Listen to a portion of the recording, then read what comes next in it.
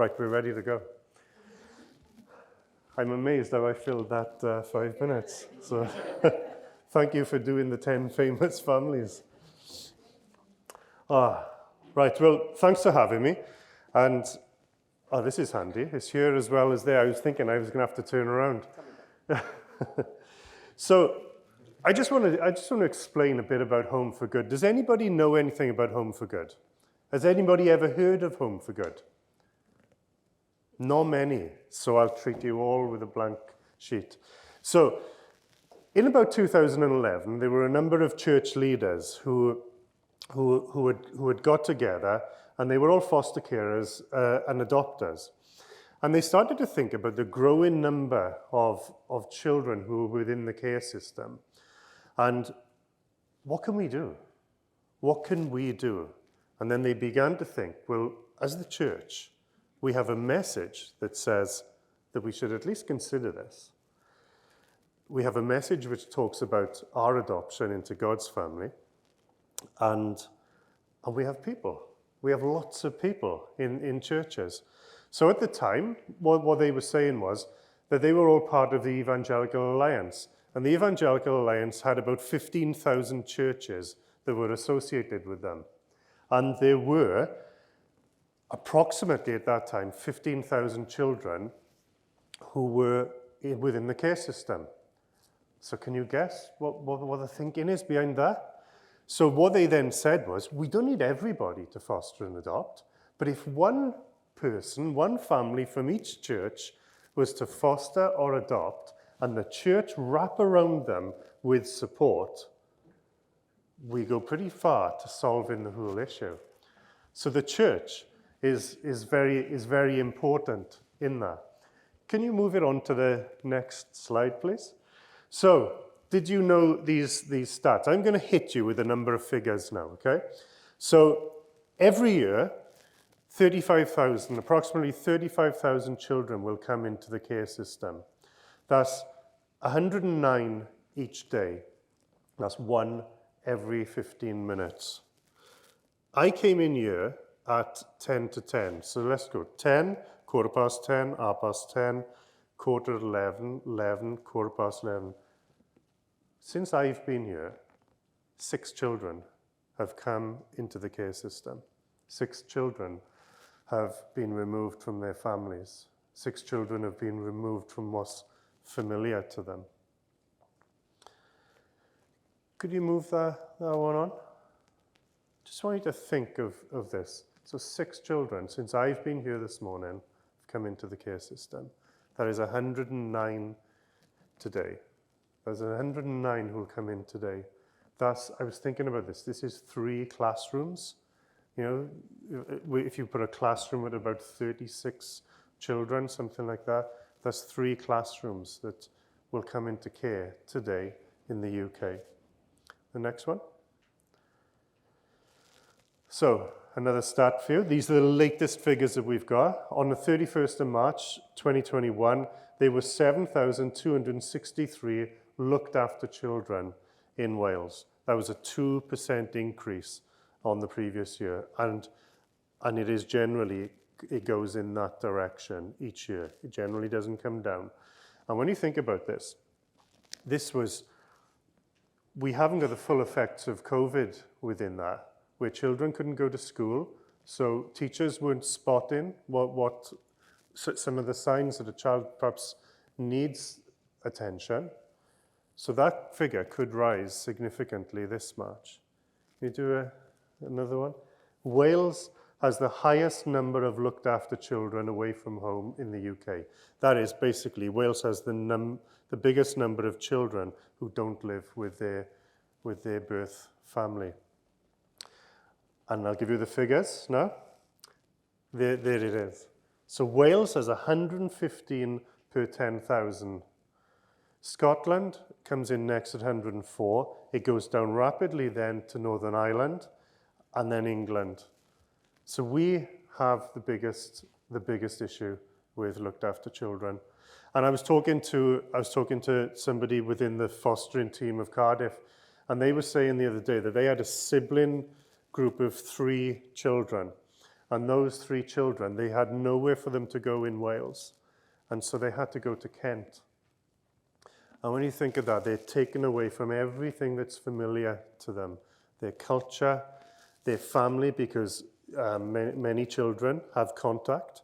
So they do continue to see their family. But these children would have been taken right out of there. Have the next one. Approximately 3,700 foster carers in Wales, but hundreds more are needed each year.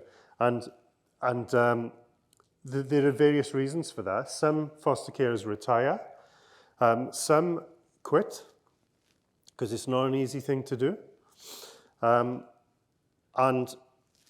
then you get the whole thing of the rising number of children who are in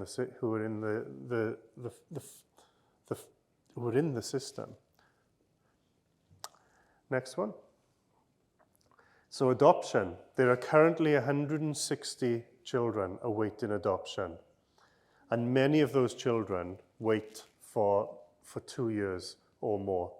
And one of the aims of Home for Good, one of the big aims, is that siblings are often the most difficult to place. Black and ethnic minorities are most difficult to place. Children with disabilities are difficult to place. And so it's these hardest to place that Home for Good, we're open to any kind of adoption, but it is specifically thinking about these hardest to place children. Next one. So I've talked a lot about figures, but I want to say that each, I'll move over here. I want to say that each figure represents a child. Each figure represents someone who is made in God's image. So they're not just a stat. They are someone who's made in God's image, and God loves them. And each one of those deserves a home where they will be loved, where they will be cared for, and where they will be safe. Next one. So we're going to watch this quick video. The other hardest to place group, I think I missed them out, is teenagers. But you may be there, and you may be like me, going back about 15 years ago, and say, what has this got to do with the church? This is all very well, but what on earth has this got to do with the church?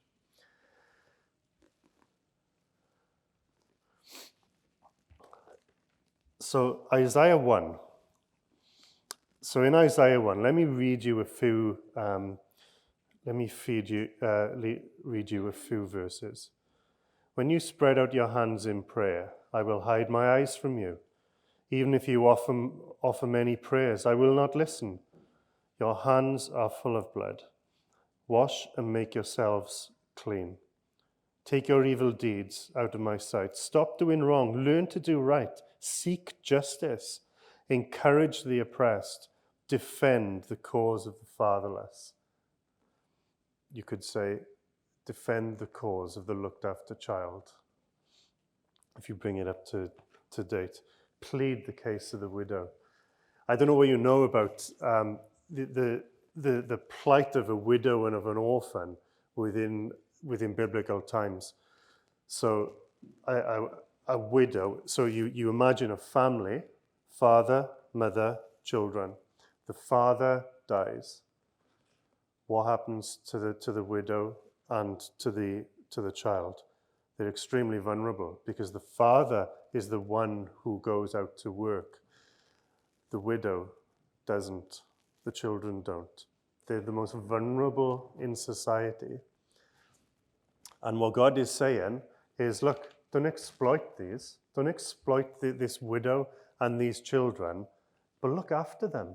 And further back in the Bible, if you go back to like Deuteronomy and the writings of Moses, it sets out how the community is to be set up. And that is that it is set up to look after the most vulnerable in society. And God is saying, you're not doing that. You're not looking after these widows. You're not looking after these orphans.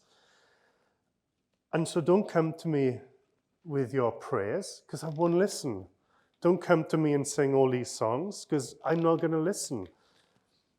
But God says, and God is very quick, isn't he? He's always very quick. From when he says there is an issue, he always very quick with the resolution.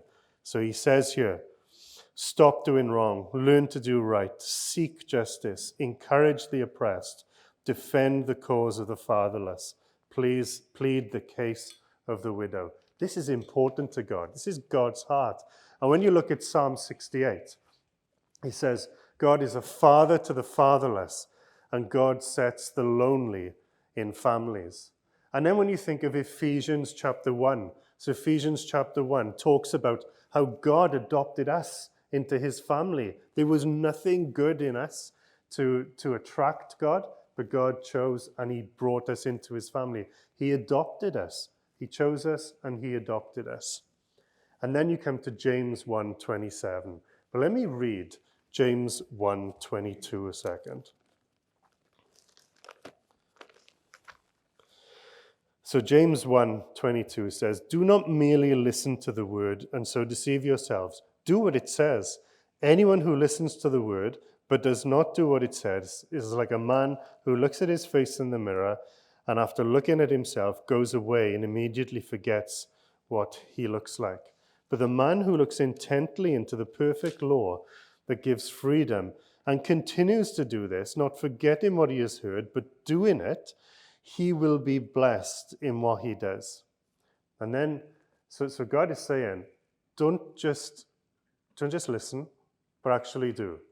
Summarize that, actions speak louder than words.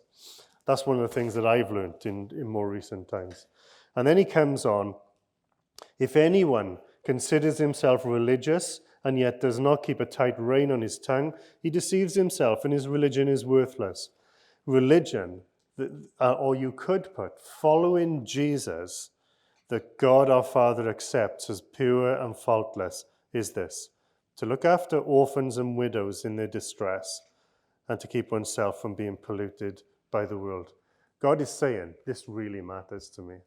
This really matters to me. So we go from Isaiah, we go from the writings of Moses, which sets the stall out to look after these children, to Isaiah, where they're not doing it, to Ephesians 1, where God says, I adopted you, I've adopted you, and he goes to James 1:27, therefore, should you consider this? Because this is true religion, this is true following of Jesus. Have the next one, please. Now, this is weird, isn't it? So I thought I'd drop this one in. So this was my turning point. I just want to tell you my turning point, because my wife said to me in about 2007, shall we foster? I would really like to foster. And I said, why? You know, and all of that. Why would you want to do that?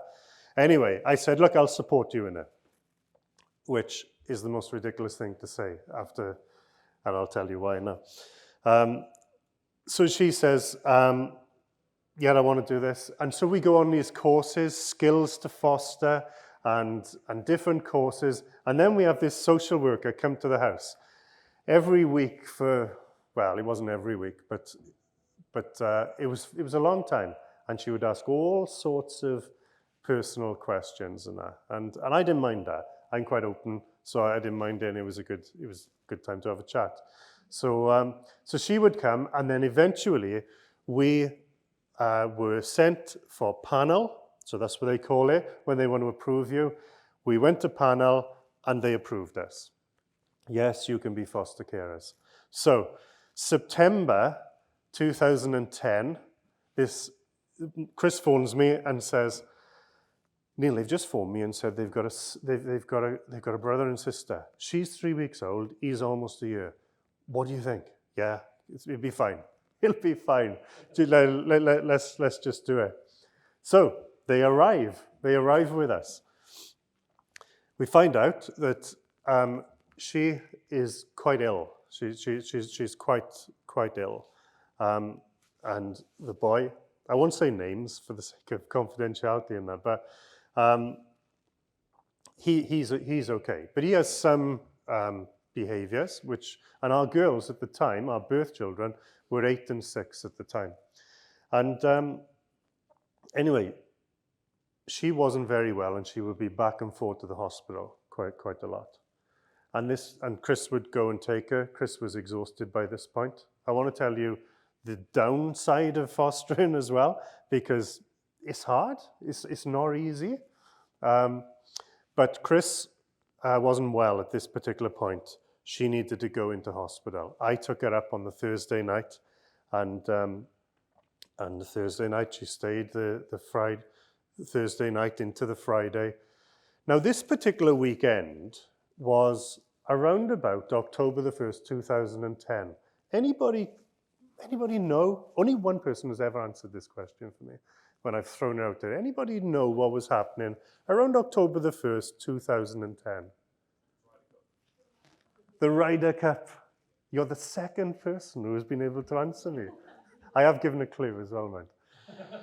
So my brother, very keen golfer, he had tickets for the whole weekend, but he couldn't make the Saturday. So he said to me, "Do you want the ticket for the Saturday?" "Yes, please. I love golf." So Friday's there, and I'm saying to the doctors and nurses, "Is she going to be okay by tomorrow? Is she going to be okay?" And they're all saying, "Well, we don't know. We can't promise. We just don't know." Anyway, Friday night comes, Saturday, 10, 11, 12, 1. I realize I am not going to the Ryder Cup. And at around that time, I just remember having this thought. It's quite vivid. It wasn't a voice or anything, but the thought was, this little girl is far more important than a bunch of grown men hitting a little ball around a field with some sticks and trying to get it in a hole. And I love golf, so I'm not minimizing the effect of golf. But that was my turning point. That was my turning point. And I thought to myself, every child should be entitled to, at the very least, the upbringing I had. My upbringing wasn't perfect, but it was good. It was safe. I always felt safe to come home. And I find out that many children who are in the care system, it's not safe for them to come home. And I just thought to myself, every child should be, and then all of a sudden I become passionate about it. And I read the Home for Good book, so that's on my stall at the top there. And I just became super passionate about fostering, because every child should be entitled to at least what I had. Can you move it on to the next one, please? So, here's a quote from a guy called David Platt, not the footballer, but the pastor in America. "The church is uniquely placed for orphan care. People to adopt, people to foster, and people to support those people." I'm going to move that one on again. I want to just tell you very briefly, and I'm almost at the end. I just want to tell you about our experience of support. So, there were times when we needed a break, where we needed to go away for the weekend. Just me and Chris, my wife, and we first of all we put the two little ones into respite care. Respite is superb, and I'm not criticizing this. Respite you're doing, isn't it?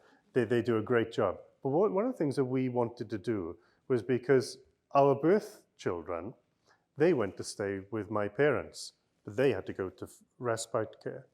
One of the things that we thought was, we want them to be staying with somebody that they know. And so Paul and Kathy said, we will go through the assessment. And they were willing to go through a whole fostering assessment for us in order that they could come and stay with them, be familiar faces, and it wouldn't be so much of a jolt for them. There was, when they came to us, we had a meal train. I don't think we cooked for about a month. The generosity of people in the church was was unbelievable. And so we had food cooked for us every day. I don't think we would have had time to cook otherwise. So yeah, and that's support. And I guess one of the things that you've got here this week, so Annabelle is going to be having this little boy for respite care.